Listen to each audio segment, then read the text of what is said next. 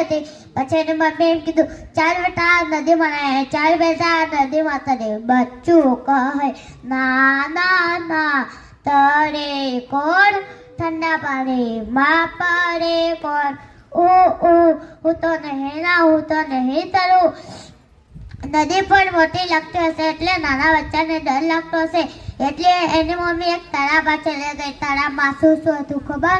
કમળના ફૂલ હતા, શેંગોળાના વેલા હતા, કાચબાઓ હતા ને માછલીઓ હતી. પછી એની મમ્મી એમ કીધું, ચાલ બેટા તળાવમાં ને, ચાલ બેટા તળાવમાં તરે. બચ્ચું કહે, ના ના ના, તરે કોણ ઠંડા પાણીમાં પડે કોણ?